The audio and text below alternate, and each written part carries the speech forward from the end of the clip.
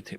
قرآن حکیم میں اکثر جگہوں پر جنت کے لیے بھی ابدا کے الفاظ آتے ہیں، جہنم کے لیے بھی ابدا کے الفاظ آتے ہیں، اور جمہور علماء امت کے اسی عقیدے کے حامل ہیں، اور اکثر کی رائے یہی ہے کہ جنت بھی ہمیشہ ہمیشہ کے لیے اور جہنم بھی ہمیشہ ہمیشہ کے لیے۔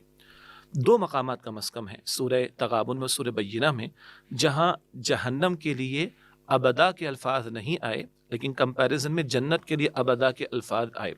ان جیسے مقامات کے تعلق سے امت کے بعض اسلاف، جن میں ابن تیمیہ رحمۃ اللہ علیہ کا ذکر بھی کیا جاتا ہے، ابن عربی کا بھی ذکر کیا جاتا ہے، ایسے بعض حضرات کی ایک رائے یہ ہے کہ شاید جہنم ہمیشہ کے لیے نہ ہو، یہ اتنی بات ہے، اور ڈاکٹر صاحب رحمۃ اللہ علیہ نے ان حضرات کا ذکر کر کے اس بات کا تذکرہ فرمایا ہے۔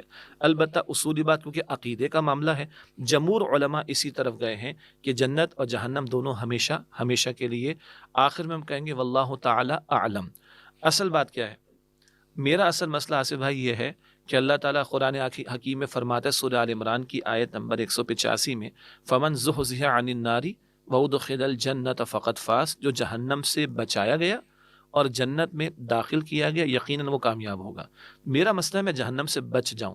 بعض حضرات کبھی ان احادیث کے حوالے سے کہ جن میں یہ ذکر ملتا ہے کہ کوئی صاحب ایمان مگر سرکش تھا، گناہ گار تھا، بہت زیادہ برائیوں میں مبتلا تھا، وہ اپنی سزا بھگتے گا اور وہاں جہنم سے نکال کر جنت میں داخل کیا جائے گا۔ ابھی ہمیشہ ہمیشہ کی بات نہیں آ رہی لیکن سزا بھگتے گا۔ ہمارے بعض حضرات اس کا حوالہ دے کر کہتے ہیں کہ ٹھیک ہے نا، بالآخر تو نکل ہی آئیں گے، انا للہ و انا الیہ راجعون۔ حالانکہ جہنم کی ہولناکی کیا ہے؟ مسلم شریف کی ایک روایت ہے، 2 حصے اس میں آتے ہیں کہ سرچ کر رہا ہوں۔ اللہ تعالیٰ ایک بندے کو فرشتے کے حوالے کرے گا، اور اللہ، یہ بندہ وہ ہوگا جس نے دنیا میں عیش ہی عیش دیکھے، آرام ہی آرام دیکھا، سکون ہی سکون دیکھا، کوئی تکلیف اور پریشانی کوئی نہیں۔ فرمایا جائے کہ اس کو جہنم میں ایک ڈپ، ایک غوطہ دے کر نکال کر لے آؤ۔ یہ بندہ پیش ہوگا، اللہ پوچھے گا کیا تو نے دنیا میں کوئی آسائش آرام کبھی دیکھا؟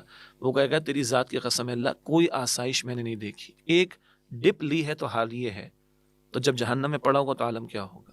ماچس کی تیری چند سیکنڈ ہم برداشت نہیں کر سکتے، چہ جائے کو کہہ کے میں اپنی سزا بھگت کر آ جاؤں گا۔ تو ابدا یا ابدا کے بغیر جہنم کا ذکر، یہ ایک علمی ایک رائے بعض اسلاف نے پیش کی ہے، جمہور علماء کی رائے میں نے آپ کے سامنے پیش کر دی۔ وہ تو بات کی بات ہے، وہ ذرا سی دیر ہم برداشت نہیں کر سکتے، اس کی فکر کریں نا۔ جیسے بعض مرتبہ لوگ کہتے ہیں قبر کا عذاب کیسے ہوگا، تو میں عرض کیا کرتا ہوں آپ کو قبر کا عذاب چاہیے؟ نہیں، مجھے تو نہیں چاہیے، اللہ دے گا، اللہ کے رسول نے بتایا صلی اللہ علیہ وسلم، ٹھیک ہے۔ میرا مسئلہ یہ نہیں کہ کیسے عذاب ہوگا، میرا مسئلہ ہے کہ مجھے قبر کے عذاب سے بچنا کیسے، مل مخرج منہا، مل مخرج منہا۔